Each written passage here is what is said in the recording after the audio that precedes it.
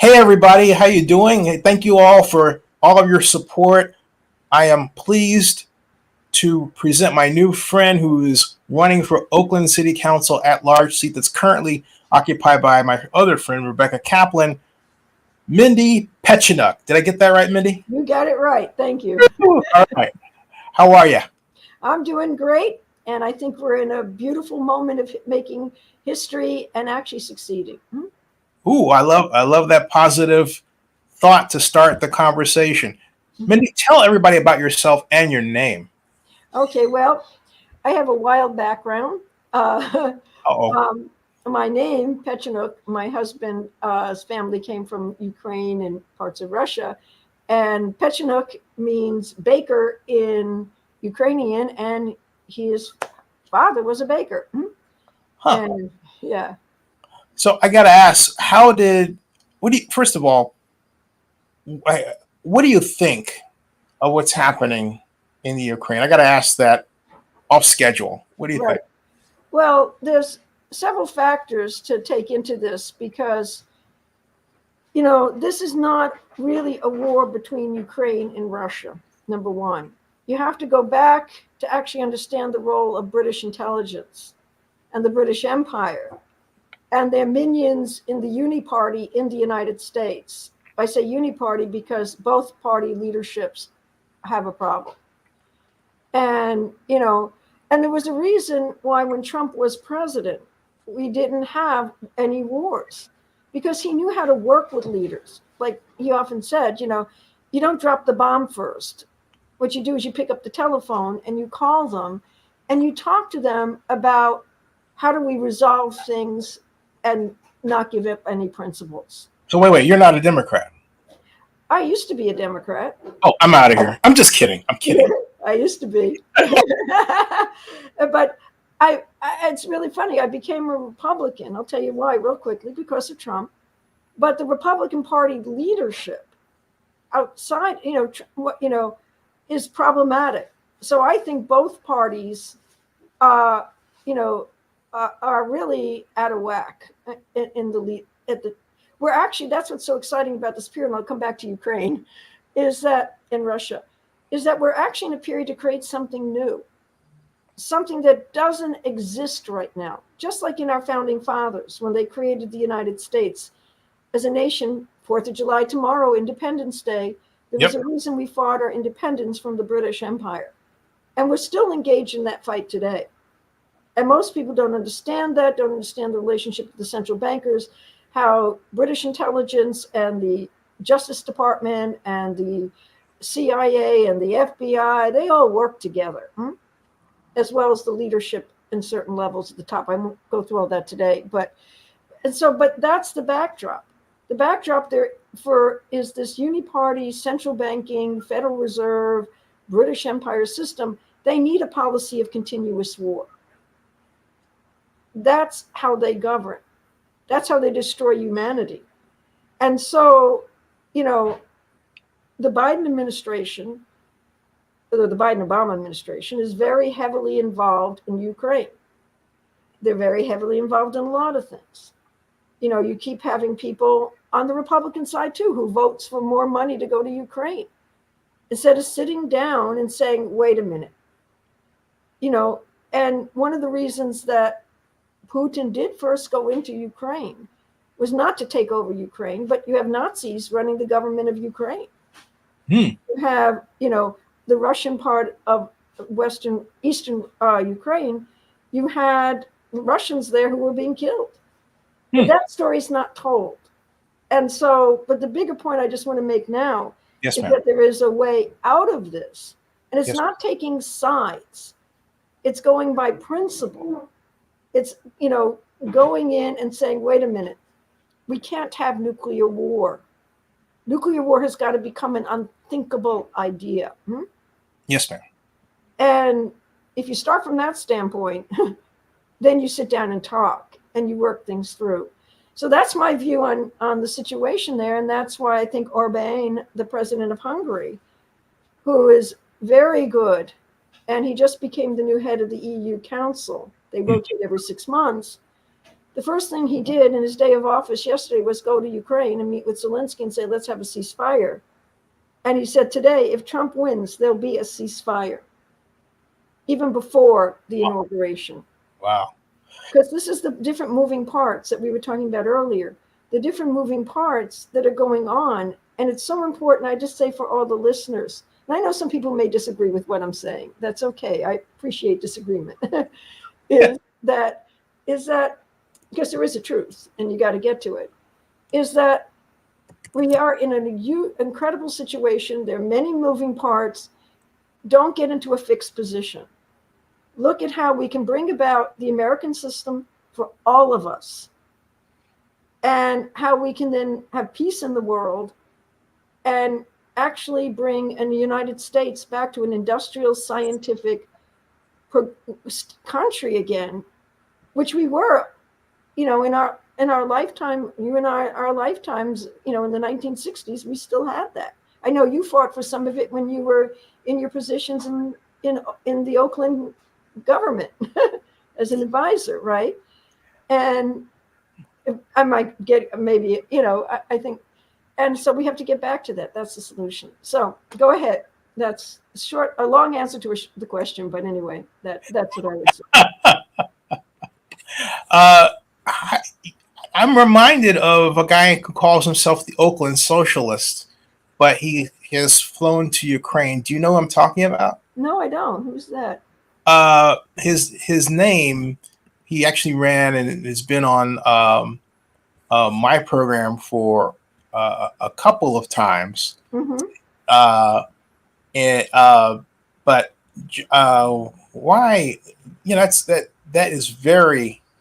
It must be a long day when I can't remember a person I used to talk to every single day. Oh, you are. You are right now. So. It's kind of like, really, did I just do that? But I actually did that. But and what hilariously doesn't help is I actually went to his website and he doesn't put his name front and center, right? So I have to laugh at myself. I just think if we don't laugh at ourselves, we're in trouble. I do it all the time. Oh my gosh! But he did run for mayor of Oakland in 2022. Obviously, didn't make it, but gave us. He was a breath of fresh air kind of guy. A lot of fun to like yourself. A lot of fun to talk to, and he had biting commentary on a lot of things. But I'm curious, in your case, I'm going to guess that, like my friend I'm thinking about here, you have a very pointed reason why you're running for Oakland at large after having ran for the District 18 seat, right? Right. For Assembly. What was the aha moment where you said, I'm going to run for Oakland City Council at large seat? And why the at large seat, by the way? Some of it, the deeper reason, let me start there, is after the March primary, I decided, I have an important role to play for this area, for Oakland. I mean, I cannot take what has happened to this city. Yes, and I've only lived here 15 years. And what you see, well, I'm in California 17 years. I've lived up here about 6 or 7 years. And just in that short time, I mean, the homelessness, the garbage in the streets, the drugs, people walking around, they're zombies. What's happened to the education of the children. And coming from a background of, 50 years of working with Lyndon LaRouche and, being political my whole life, my adult life. I'm 72 now, I don't mind saying. But is that, there are solutions. That what is going on is deliberate. As I said when I ran against Mia Bonta, as I always said, I was running also against Rob Bonta. And now look at what's coming out in, since the FBI raid against the mayor with the Duangs and everything else, is that, these policies are deliberate. They're intentional and done. You're telling me in 2024, we don't know how to pick up garbage? You're telling me in 2024 we don't know how to shut down drug trafficking? Go to the offshore money markets and shut it down there. Go after the cartels. I mean, California has drug cartels throughout the state, which are unbelievable. And we can't shut them down. We can't do two things at one time, go off the offshore, work with the federal, get a National Guard and shut these things down. We can't do baby steps anymore. And that was my point. We're losing population. People are dying. Children are being destroyed mentally. So that was why I decided to run, first of all, for state assembly. And then after the primary, I said, I ain't going to stop. If my voice has got to be out there to help those who want to govern, to have the courage to go there. And that's why I decided to run for Oakland City Council. I couldn't run. I run for my district because my district's not up in this election. Yes, ma'am. So I couldn't run for that, just the specific seat. And what is your district for the viewers, by the way? Yeah, it's Janani's. It's 4. Janani Rachmandran. Yeah. That's the district. Yeah. And And have you met her, by the way? what? Have you met her? No, I'd like to meet her. I haven't met her. I'd like to meet her. I'd love to have a roundtable with all the city councilmen and candidates and actually have a discussion about what we could do. That would be fantastic. Because we can't wait another moment to do this. And it's doable. Yeah, I agree with you. That's why I decided to run. We got to get back to industry, businesses. You can stop crime. You can educate the kids. So why aren't they doing it? Why are they pay to play or whatever else they're doing for their careers? And if they don't know how to govern and run a real economy, hello, I'll help. What's your thought on the recently passed budget? It's a disaster. Why? Why? Because of 2 reasons. One, simply thinking you're going to bail out the deficit, which is still going to be there next year, by just selling the Coliseum. Mm-hmm. Now, I'm not opposed to selling the Coliseum, but that's not how you deal with a budget. Mm-hmm. What are you going to do next year? Sell the Golden Gate Bridge to meet the bigger deficit then? I mean, so first of all, that's not going to solve the problem. Secondly, it's not about cutting services. We have our priorities wrong. We're not putting our priorities into more police, the schools, like I said, the drugs. You want to clean up homelessness? Get Oakland productive again. Get California productive again. Let's start manufacturing. Let's start industry. Let's start making sure the small businesses, most of the businesses are running out of Oakland because of the crime. Hello, maybe that creates an economic problem. You said something that was interesting, and I have to ask, is it your opinion that, or your thought that the Coliseum was sold strictly to clear the deficit as opposed to building Coliseum City? I don't know everything behind the deal. That's honest. That's honest. I don't. I really don't. But from what I see and what I know and what I hear, yeah, is that I like you. That's honest. Go ahead. Keep talking. That's honest. What I do know and what I can observe, not having been in on any of the discussions, Yes, ma'am. is that they're using it as a Band-Aid for this deficit. And that's not going to work. I mean, they haven't even signed the contract. And they made a budget based on a future contract. I mean, that's part of the problem. They made a lot of bets on how much income they were going to get from real estate tax, and they didn't get it. Why are we not productive? Why not sit down and say, instead of cutting what we need, why don't we cut out some of the NGOs? Why don't we cut out some of the internal, I call them Band-Aid projects. We're going to give the people a little something. We'll throw money into a little project and make them look like we're doing something. Let's cut all that out. Let's cut out the green agenda. And let's get serious about actually funneling the credit, the funds, because if you get productive again, if you have industry, you have manufacturing, we have our small businesses, we have people not homeless because we put them either into productive jobs, or if they're too mentally destroyed, we take care of them. Yes, ma'am. So that's my take on it. Yep. If you were to win, because that large field is huge, It's huge. we've It's had a huge field, yes. in history. If you were to win the at-large race, Hmm. first of all, what kind of staff would you have? How would you recruit your staff? There'd be certain conditions to be on my staff. Hmm. One is you can't be taking any pay-to-play money. Hmm. Forget it. I'm not interested in deals. I'm not interested in anything like that.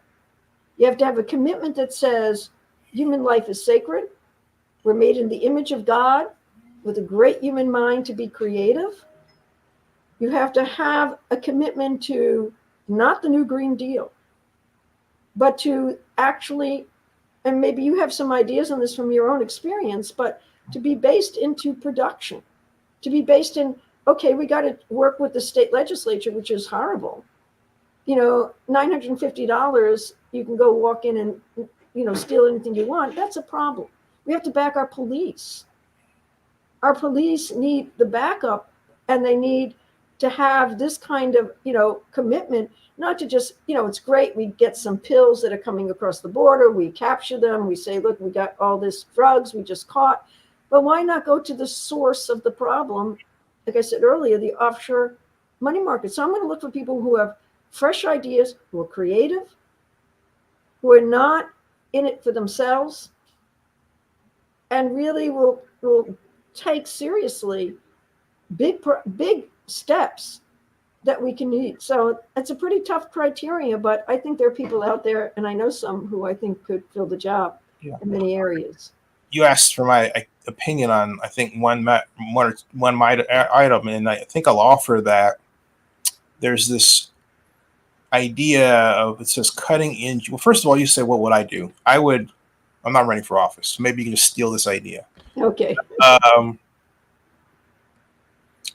There is an affordable housing project that I believe is 271 million. It's 20 million, something like that. Mm-hmm. It was 200 something million. Yeah. And, I know which one you mean. Mm-hmm. I would not do that. Right. And what I would do, hold on a second.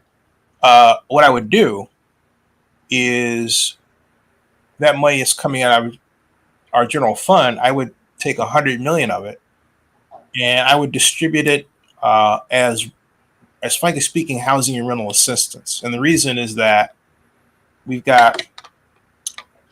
still in the middle of pandemic recovery, and I say that because we haven't gotten rid of COVID. Mm-hmm. If you take a look at the GDP, gross domestic product, there's a gigantic $2.5 trillion dip that occurred in 2020. And we spent on 3 occasions our money getting out of it in the form of loans, PPP loans, economic injury disaster loans, should have been grants. Some of them were converted into grants because the government had no business foisting us debt on us in the middle of emergency anyway, and now you have these bankruptcies that are coming in. But we need to bite the bullet locally. And if we're going to get rid of our homeless problem, we need to give money directly to people who need it now. And we need to stop screwing around about it and saying, well, that person's on this or that, whatever, and do it. Mm-hmm. There's too much passive aggression in what we do.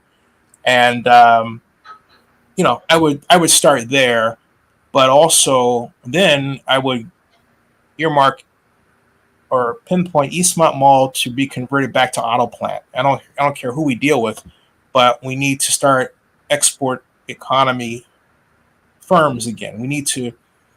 We've been inordinately housing focused, and it was the wrong kind of housing to begin with. But it was just housing.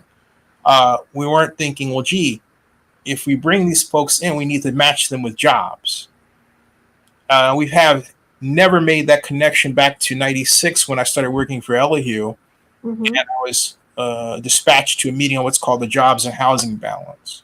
So anyway, there's my answer, but I want to return the focus back to you. But you asked me in saying, have a discussion, and I was like, well, I like to hear her talk. So And I don't like to hear myself talk all the time. So, well, that's not true. I love my voice. I have a gigantic ego, as you can tell. Yeah. But but also on that note, though, and the NGO thing. Mm-hmm. The reason why we have so many nonprofit organizations is because of the nonprofit explosion, the privatization that happened during the Reagan years, if you remember that. And these organizations have come up to do everything from job training to security. And some of those operations were done in-house in the federal government. So when that happens, that now we have, like, let's take tax increment financing redevelopment. We have people in-house who don't know how to do it. That was the problem with Howard Terminal. And so when they're presented with a document, I'm just euphemistically reaching for a document of a study, they don't know how to evaluate the study. And that explains why when Century Urban released the latest Howard Terminal infrastructure financing plan, which was the only one as a draft that was never used, never saw the light. They wound up in the database of The Athletic. It's some sports news organization. But that document posited a $2.5 billion subsidy. But then if you went in and did the calculations for the tax increment increase, it was just 2%. Mm-hmm. The average rate of growth in assessed value in Calumet County is 6.5%. So why not just attach that to Oakland? Do you know what the difference would be? Basically, Century Urban left $3 billion out of our pocket. $3 freaking billion. Okay? And we paid them $1 million. Mm-hmm. All right? So, those are two. When you ask for my input, there it is. I'm going to shut up. But my point is that I think we need to stop the left-right stuff because we have some serious cognitive problems in how government has evolved that we don't even really understand collectively. No, I think you hit on some key points there. I appreciate it. No problem. Yeah, because there's a lot of built in, like you were saying, from the past, and this is where it all got to be reassessed, and you have to make some decisions. Those are the kind of things that need to be cut. And I'm of a firm belief, if something needs to be done, you can do it. Man creates laws. You can change a law. You're not wedded to, give you one example. You take this ranked choice voting, mm-hmm. which is insane. And okay, so they say people voted for it. People didn't know what they were voting for at the time. It was sold like, a bill of goods, like trying to think the Coliseum was going to bail us out, and so you got to change things. You can't say, well, it's written this way in stone. Nothing's in stone. What comes first is human life. Yes, ma'am. That's the principle of our U.S. Constitution. This is why we fought the revolution the way we did, because we knew that each individual could contribute a good through production, whether you're a baker or whether you're a bridge maker. It didn't matter. You were working together for the good of either the nation, the community, and the whole. So a lot of these boondoggle things, a lot of things that got set up, like a lot of these NGOs, okay, we don't need them. We don't need them. We don't have to keep paying back to the past mistakes. Let's take that credit and put it in what's going to actually solve the problem. And and that's a difference of intention to me between those who are in government leadership today in the city council. And I'm not going to put a blanket on everyone. There's different folks. But as a whole, this is the problem with Mayor Sheng Tao. This is why I support the recall of her, and I supported the recall of Pamela Price. And this is why I also support Donald Trump for president. You need somebody in the White House who you can work with around these initiatives, because you can't solve every local problem in and of itself. You need a functioning United States that gets back to what we saw like under the days of JFK, when John F. Kennedy was president. I was in 7th grade when he was assassinated. But I remember when he came in 6th grade, and I grew up in New York, Brooklyn, New York, and Queens. And as a child, you were so optimistic Jets about or Giants? what? Jets or Giants? What's that? Oh, no. I was not a sports fan. My mother was. She went from Yankees to the Mets. My father actually got to work at Shea Stadium as one of the people that took in the tolls for the parking. My mother had quite a baseball collection of baseballs. But you were optimistic about the human mind. The space program, my God, as a kid, that was like, you could do anything. Don't tell me we can't do, we were coming together as a society. And then the same people assassinated, Kennedy at the time, John Kennedy, to break that trajectory. If you won, you already said that you'd have an office where people would sign an agreement, no pay to play, so on. But as let's say you're getting ready for a standard council meeting, are you the type that would come in and say, gee, I want to install legislation, or are you going to go and just see what's coming up that's on the agenda, respond, or a little bit of both? How do you propose to run your office and run policy from your office? Just curious. It's going to be a combination of things. One, you need a leader who at least has an idea of what can be done, needs to be done, and is not going to budge from the good that needs to be done.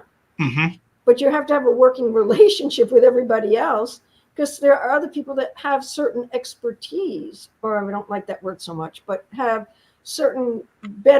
understanding of certain things, and you want to be collaborative. You want to listen. As a leader, you also have to listen. You have to listen to other people's ideas, and then you have to have a real dialogue. But the one thing that has to be first in the dialogue is the population, is the future generations, is the children. I mean, what's happened to our culture has nothing to do with being human anymore. And we don't keep going along with that. So there's got to be, I have a certain sense of direction and a commitment to that. And I'm going to work with other people who can bring ideas in to make it happen. That's the beautiful thing about our system of government, of being a republic, as we'll celebrate tomorrow. I guess what I'm getting at, though, is that are you the kind that, let's say, it's a situation where it's a renegotiation in our payouts to organizations because we have a gigantic deficit, Right. Or let's say the Public Ethics Commission, or any of those organizations. Are you the kind of person that, given the fact that we may very well have a bigger deficit next year, are you the kind that's across the board cutter?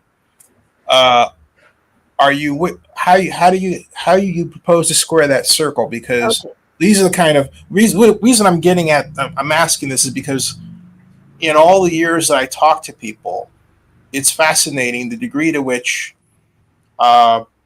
people try to put the national spotlight in what's going on the local, and local is about ultimately picking up trash, right? So so it's kind of mundane at times, and so I'm trying to see how you think about the mundane, right? Okay, I got it now. I got it. Good, great. Yeah. I am a cutter, but not a police, not a fire, not a sanitation. I will cut everything that's going to the green agenda in the budget. I will cut out everything that's going to these little Band-Aid projects. We don't need that. It's sucking the life out of what we should be doing. Our problem is not that we don't have the money. Mm-hmm. Our problem is how we're spending the money that we have. And we're incurring debt at a tremendous rate because and I hate to sound like Johnny One Note, but I will for the moment, which is that because we're not productive, we're not manufacturing. Oakland used to be a great center. We used to have industry here. You had, Yeah. car industry here, Yeah. the auto industry here. Around us, you had steel, not maybe all in Oakland, but you work with other parts of, maybe Fremont Steel Company that employs people. Uh, we need a lot of sanitation workers for this city right now. And that's one thing I think is a priority. I can't believe in 2024, the garbage that is allowed in these streets while we spend money on what? You Well, name it, and rack up all police. debt because we're Police. destroying the revenue base and the productive base. Mm-hmm. But And you go ahead. I'm sorry. Go ahead, Zen. got some officers that are pulling down like almost $2 million a year. Yeah, that's ridiculous. You know, Well, maybe they don't think it's ridiculous. I mean, I could go there on, some of our elected officials, not elected officials, but officials of the city were making $800,000. And you look at what's happening. Where's the concern for the people? yes, ma'am. So I'm very tough on that question. Yes, People come first, and you got to, so a cutter, yes, but only in that areas, not for what we need. We got to spend more. It won't be inflationary. It'll actually help clear out the debt because we actually have made us, our small businesses work again, Chinatown work again, whatever. What I'm about to ask isn't a gotcha; it's a clarification because you said Sure. two different things. You did something like what Libby did with me, like on tax increment financing, and I was like, I'm not going to say anything. So I thought, maybe I should help her out. But anyway, you said in one hand, hey, look, I'll be a cutter except for, you mentioned law enforcement, police, right? Police, right? But then you turned around and we were talking about the salaries, and you said, well, that's too high. So my point is, it sounds like you've got a threshold. In other words, I'll pay you well, but not too much, right? Yeah, I mean, the thing is, you're being reasonable, right? Yeah. Okay, yeah. Yeah, there's a. See, let me maybe this will help clarify what I'm Sure. getting at. Yeah. It's a slightly different concept. It's the Americans, what I call the American system of economics, Alexander Hamilton, in that school, which is that if you increase your John Galbraith, there's a difference. yeah. If you increase your productivity, I left this out there. If you increase your productivity of your population, if you have, our small businesses working, we have the industries working, you won't have the homeless problem. I agree with you. More housing is not the problem to clean up homelessness. That's not the problem. But I just want to be understood. We need more extraordinarily affordable housing. The problem is what I'm getting at is that there are too many elected officials using it as a drug, and it shows a total insensitivity to people on the street who need their money now. Right. And so the person can say, we're building affordable housing. This person saying, well, I need my money now to go someplace, to be housed. Mm-hmm. And we show this, it's cruel. It's a cruel way to be like, hey, I'm solving your problem, but you're not solving their problem at all. No, you're not. That's what I was trying to say. No, I agree. I know what you're getting at. No, I agree. This is where it's a different conception because, if I had my druthers, take the homeless question, okay? Yes, ma'am. But to me, you can't take homeless without taking the drug question. Yes, ma'am. Now, imagine if you employed the resources of as much as possible, and I don't have figures in my head. I'm not pretending that I have, if I spend this much, that's going to happen. Right. That's a whole different discussion and has to be worked out. Mm-hmm.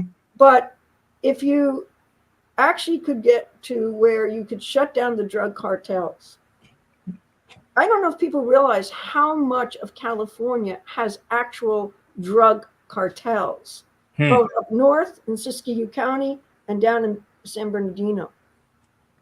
If you actually shut that down, took it apart, destroyed it, how much free energy, how much free capital, free money you would be able to direct, that we could actually set up a program in the city for separating out the homeless who can be productive again and gotten into good jobs and skills and trained. Now that may take, I don't know, maybe I'm going to make up a figure, okay, just for the hell of it. That may take, say, $20 billion. I'm just making up a figure. I don't have a real figure in my head on it. I'd have to sit down and do that. But say you took 20 billion, and we took that 20 billion and we said, okay, we're going to do this. We're going to take those who are really zombified, destroyed on drugs, been homeless too long. We're going to set up institutions for them that they can live, be taken care of for the rest of their life.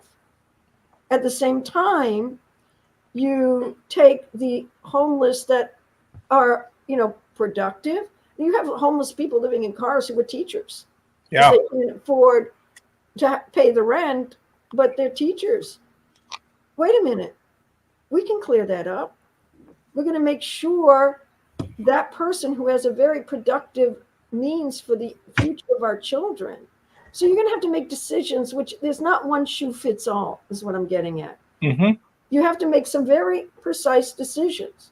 And what you will find over time is that by increasing the small businesses, figuring out where we can get some industrialization going again, because a lot of Oakland, unfortunately, has become services. It's not industrial based. And so we have to figure out, I don't, how to walk that path, but I think that's a path that's not been walked. And that's the path that needs to be walked, because what you'll find is by increasing over time the productive capabilities, cleaning up these other problems, cleaning up the NGOs, cleaning out some of this, all the stuff tied up with the bonds and all that, you'll find that in the end, we'll be out of a deficit. We'll be out of the deficit. But it's that kind of thinking. I don't have every detail worked out right now, but if I'm elected, that's the discussion to be had, and that's the way to approach it. And it's a lot of decisions. It's a lot of hard work.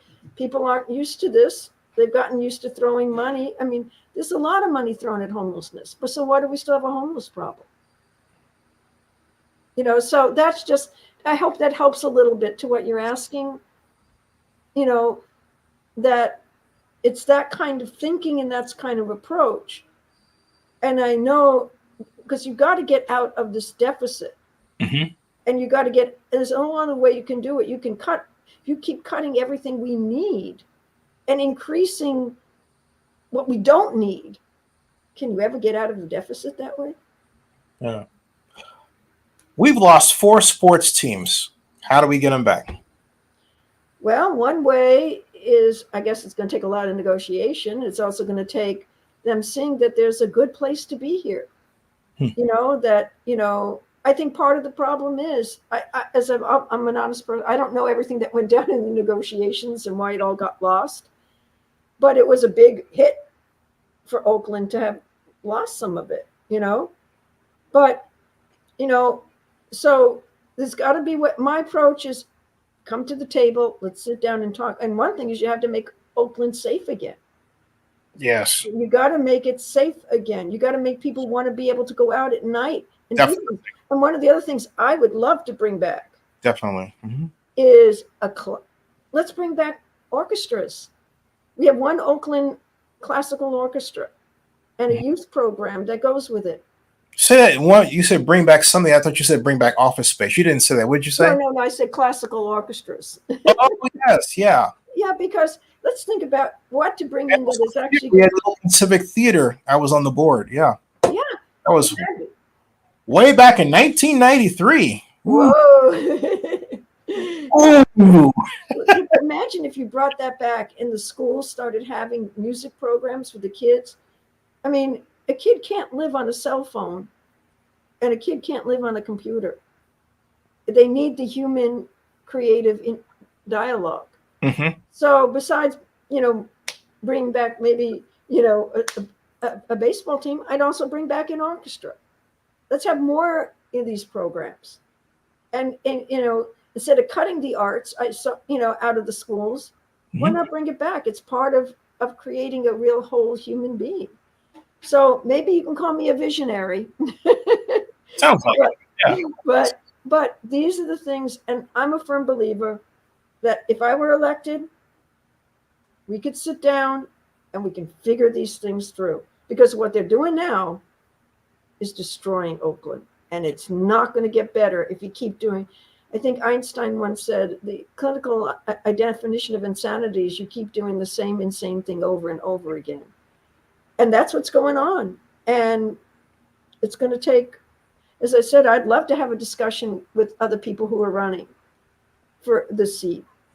It'd be great to exchange ideas. Let's work together for the betterment of Oakland, not for our egos and not for a position. So How that's long? my approach. How long have you been in Oakland? I moved up to Oakland in 2014 Okay. From LA, where I moved to California. Gerald and I moved to California in 2007. Okay. Why did you move to Oakland in 2014? Why we moved up here? Yeah. Well, because of my work with Lyndon LaRouche and the LaRouche movement, we wanted to build up our team up here, and because we saw a lot of potential in Oakland, in San Francisco, in the whole Bay Area. There's a lot of huge potential.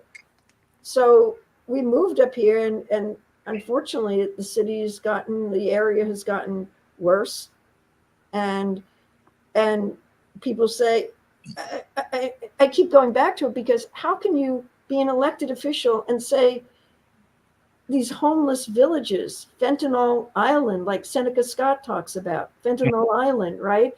The garbage in the streets. I mean, this does not go on in a lot of other places in the United States. In fact, when I go to Pleasanton, if I go to Tri-Valleys, California, I feel like I'm walking into a different state. Wow. It's like night and day difference between living in Oakland and driving at 40 minutes away. And you feel like, oh my God, is this the same state? So Oakland has become a test case in my view. A test case of how do you destroy a city and how do you kill the people? And I will not put up with it anymore.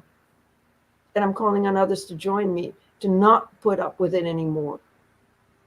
And that's, it takes a different kind of guts to do that. It's not a popular, not a lot of people say they want to go after the drug cartels, but I don't see too many people in office actually doing what I said should be done.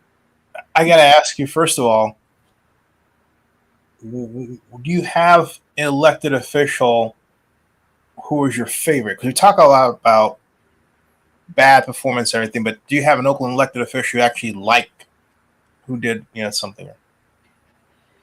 I have, that's a good question. It's a hard question. Yeah. Because there's some I think that are, I haven't, unfortunately, not have had a lot of interchange with them. I think there's a lot of people who have a good intention, but they don't know how to break from the system that they're in. And I think you're thinking of when you say that, or well, it's kind of hard because I have a lot of disagreements with a lot of them, and it's not because of party. It's not because somebody's a Democrat or some, Sure. I'm like Donald Trump. Donald Trump says, I'll work with the Democratic mayors. I'll work with them. I want to work with them. As I said before, both parties have their problems. But is there somebody I could really say that I know? Not right now. I guess my challenge is to them is to reach out to me so I can get to know them. It's a warm day here. Sorry. No, I know it's warm here too. It's downstairs. The air conditioning is great. Upstairs, it's kind of like I thought, but yeah. But I appreciated certain people standing up. Not that I would agree with them on all their policies, but I'll say this to your question. Yes, ma'am. I appreciate there were three city councilmen that did not support this budget. Now, I don't agree with them on everything else, a lot that they do, but I do think that was a good step on their part to go against that. And I'd like to get to know some of them better. So I invite people who are the political leadership, to, I think, I know Armstrong is running for the same position I am. I Hmm. don't think Shintow should have fired him, Right. as police chief. That should never have happened, Right. you know? So I think it'd be great if we can, maybe you can help facilitate it. I don't know if you can, but it'd be great to have a roundtable discussion and get to know each other, because they don't know me and I don't know them.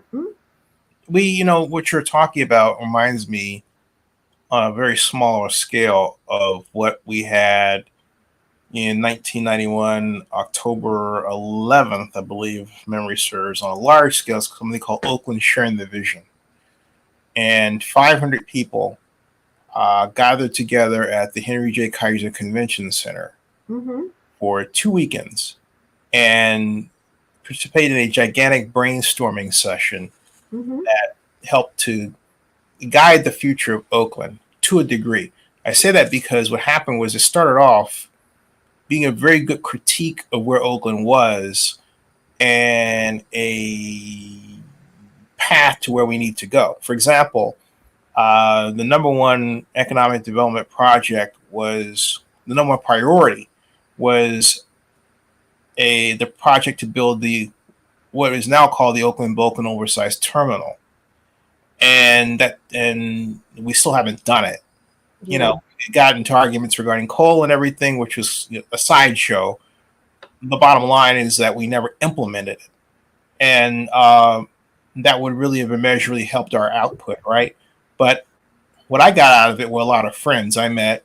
I met Bob and Barbara. Now Bob Schock and Barbara Schaff. They were then what were that then Bob Schock and Barbara Schaff. Now they're Barbara and Bob Schock and Libby's parents. And that's how I met Libby. And then I remember Dave Glover, rest in peace, who is the executive director of the Oakland Citizens Committee for Urban Renewal. And he came over to my table where I was talking with Bob and Barbara, and he said, Zinni, you two brothers should meet. And that's how I met Phil Tagami. Okay. And man, go on and on and on and on and on. And this was, of course, pre-internet.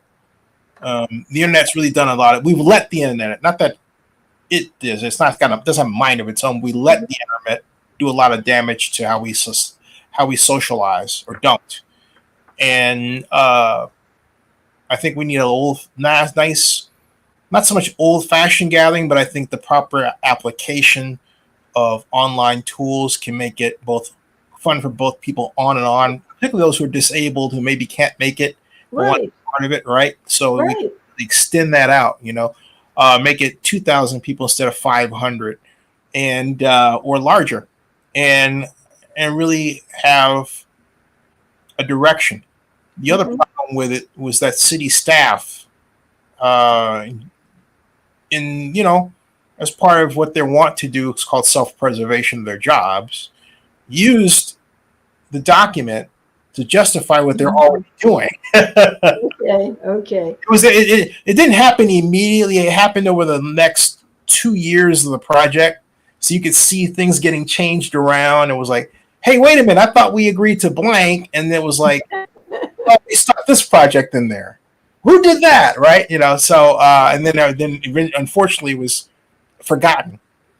And it's something that should never be forgotten. It was a major, major milestone in how we socialize in Oakland, and all that. So I think you're on the right track when you call for something like that.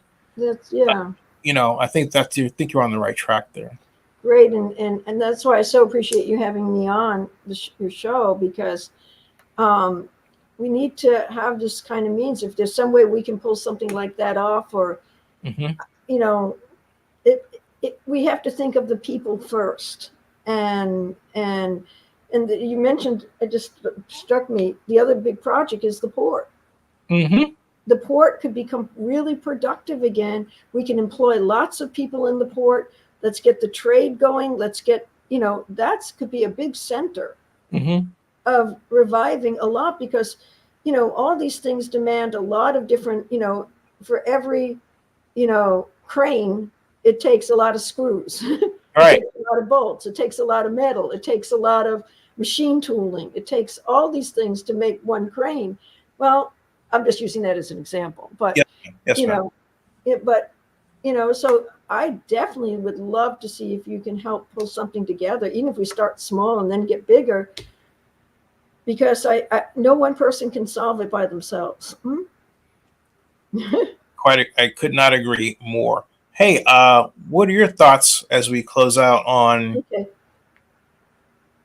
the police and how the police do their job? I'm going to leave that as an open-ended question. I Okay. want to hear your answer. Look, I think, the police have been put in a very difficult situation. Mhm. And I'm very pro police. Mhm. I have a lot of friends, in that area. And, I think what's happened because of the culture collapsing, I'm going to answer this in it may sound roundabout, but it's not. I can't waste this moment. I always wanted to ask a person, when you say pro-police, what do you mean? What I mean is that I've always grown up in support of police, that you need law enforcement. Mm-hmm. You need a certain, I also grew up when policemen, knew everybody on the beat. Mm-hmm. They would help the family. They were always there. So you need a certain system of law and order. And it's like needing a fireman, you know. These are not easy jobs. It takes a certain kind of person. Now, you can always say you could have there's no such thing. There is such a thing as a bad cop. You can't Right. say there's never a bad cop. Right. Any profession is going to have a bad person. I don't care who it is or what it is, But overall, as an institution, to help protect the people, to help the population, and because what's happened with the amount of drugs and the amount of collapse of, the change in the laws, that you're making it so that lawlessness prevails. Mm-hmm. And this is my big issue with Pamela Price as Mm-hmm. DA. I don't approve George Soros's method of, law enforcement or justice, And so if we had a better culture, now this obviously has been building over 50, 60 years where you've got gangs of kids. We've always had gangs, but now it's to the point where you can have these snatch and grabs, whatever they're called, right? Go into a store and just Right. walk out. Right. The police are not allowed to do anything about it. It's a recipe for disaster. So therefore, it's multifaceted how you have to deal with that.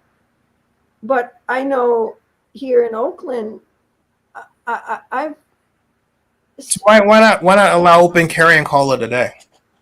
what's that? Why not allow open carry guns and call it a day? Well, I know I'm pro Second Amendment. I don't have a problem with that, but Mm-hmm. that's not going to solve the problem. The I problem is much. I didn't say I was pro. Yeah, Was, you're just throwing out a hypothetical, right? It's not going to solve the problem. okay. In other words, that's the problem. Isn't you have the essence of it? You have to change Sure. the whole character. If we don't bring back a morality, if we don't bring back a notion that there is a good, you will never solve the problem. Here. I agree with you. Yeah. See, that's my point. So the question is, and right now, so you have to, and that can be done. It doesn't get done overnight. I'm not Pollyanna. Okay. Yeah. I know it doesn't get done overnight. It's a lot of hard work.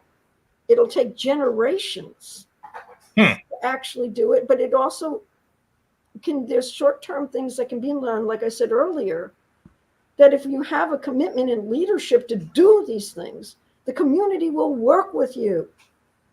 You do, and Some of people would say, I don't have generations. I want to do this like tomorrow. Toot sweet, right? Yeah. I don't either. I'm 72, going on 73. Yes. And, so, but there are things we can do right now, which would, which would affect a change. I personally believe, and I'll end it on this for you. I personally believe that if you have the right leadership and the community working with you, and you made as I said earlier, the cuts in what we don't need, and you went, here's an image that I'll, maybe some people watching are younger, but in World War II, when we had to do something, we did it. We created a mission. We created a project, a mission for the country. Well, we can create a mission for Oakland, which says these things are going to get done. It doesn't take years. We can begin the process of the rebuilding now, and we can start the change. And it's going to take a lot of people, maybe 24/7, willing to work on all these things at one time. You can't just do, okay, I'm just going to do drugs. Yes, and ma'am. then I'm going to do homelessness. Yes, and then ma'am. I'm going to do crime. Yes, and ma'am. then I'm going to do economy. You can't do that. You got to do them all at once. And Which, that's... Oh, go ahead. No, I was just going to say, that's the tall order. But I'm committed to that. And I'm looking for others who want to work with me to make that happen, because I cannot let any more people and children die because of incompetence, deliberateness, or fearfulness to step on toes to do the good. Here. What's your website? My website is electmindy.com. Excuse me. Mindy.com. I'm shocked that URL is available. I mean, you actually bought electmindy.com. Yep. I mean, all the friggin' Wendy's in the world, you would think that URL would have been bought years ago, right? But of all the Mindy's, you have to buy electmindy.com. That's right. Did you know that was available, or did you just kind of like? Well, I kind of wanted that as my theme when I ran in 2022 against Mia Banta first time. So I just said, let's make it simple. It's easier than my last name. What were you going to do? Let's say that electmindy.com wasn't available. What were you going to do? Oh, maybe something that I tried, like votemindy.com. Okay, taken already. What next? GoMindy.com. Taken. What? JoinMindy.com. Taken. Okay, then I'd have to do go electpechenuk.com. I don't think that would be taken.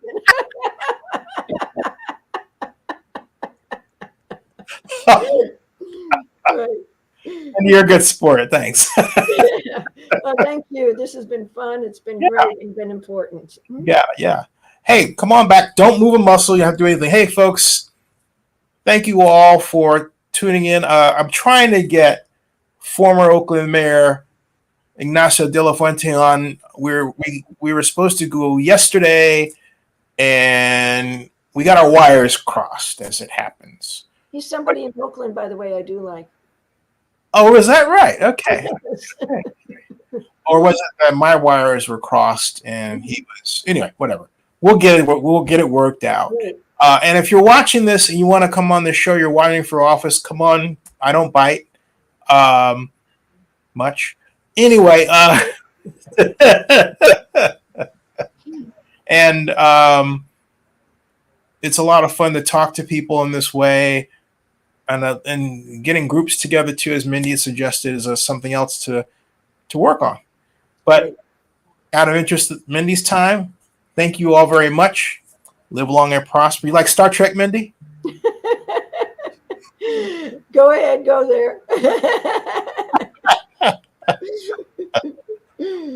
Yep. Off the hook. All right. Okay. But, thank you all, everybody. And hey, Mindy, don't move a muscle. That ends this broadcast. Thanks, everybody. We'll see. Thank you. Yeah. Hey, so how was